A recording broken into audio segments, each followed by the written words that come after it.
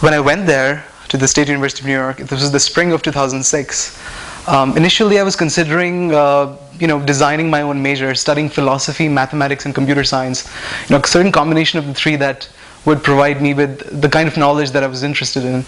But then, having spent a semester or two there, I decided that math was it.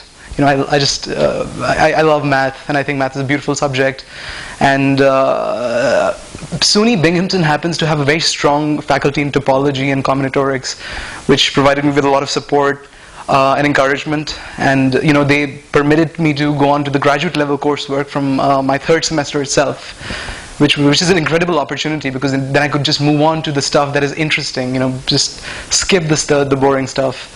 And so I decided to do mathematics as my major. I have a BSc in mathematics from State University of New York.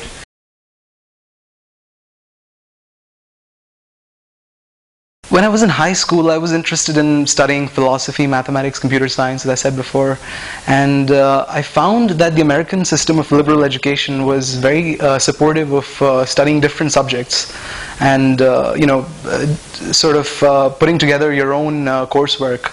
The kind of things you're interested in different parts of, academics. That wouldn't be, this kind of opportunity wouldn't be available in say, India or even in Europe, in many parts of Europe. The American system of liberal education is very unique to America.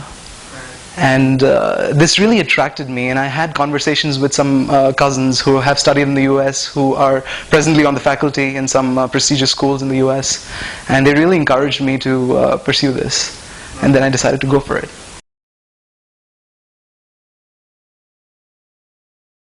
The experience has been fantastic, of course.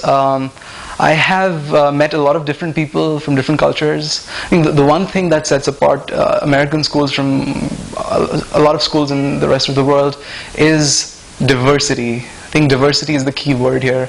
There's so much intellectual diversity, cultural diversity. You can sit in a classroom in which two people have completely different views and experiences. Say a class on feminism, you could have someone who would be labeled as a feminazi and someone who would be labeled as sexist. With, of course, diverse backgrounds. Perhaps someone from the Middle East who has seen, a certain kind of treatment of women, or someone from, a very big town in the U.S. who has a completely different view on, women's rights and the subject. So diversity, I think, is the key word. Even in the faculty, there's radical disagreements. It was one of the best experiences I had in my 4 years, 3.5 years at Binghamton, was a debate between a Buddhist philosophy professor who believes that there is no self. There is no such thing as a self. And an atheist professor who is a professor of ethics and philosophy again, who thinks that Buddhism is a crazy suicide death cult. And they had a very entertaining debate, and it was very enlightening, and it was amazing that people who have the best of education, who have who are just brilliant, can disagree on such such core issues, issues like free will, issues like whether or not there's a God, whether or not the American foreign policy, as it has been in the past 8 years, is good, or has caused a lot of destruction in the world. So it's a very lively environment for debate and discussion, and I think conversation is the best thing to do in terms of addressing any problem or any situation in the world.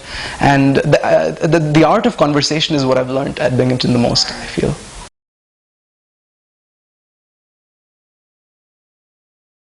My advice is to interact with people who have lived there for a long time.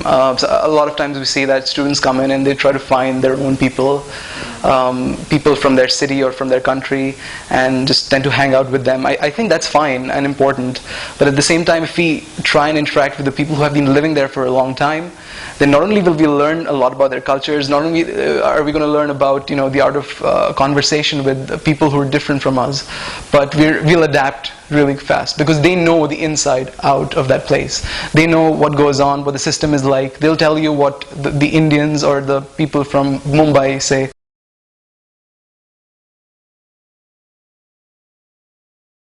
I would say that if you can find a way to get into a very good school in the US, say a top 50 school in the US, and find a way to fund yourself through your, through your family or through scholarships or both, then I'd say go for it, because there's a ton of benefits that you get out of this.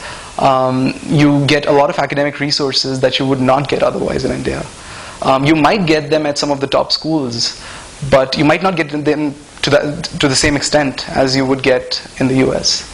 The US is, of course, has been successfully attracting the best researchers in many subjects from Europe, China, Russia, India, and that's a huge advantage. And of course, the diversity is so amazing that you're bound, no matter what you go there for, you are bound to benefit from the diversity.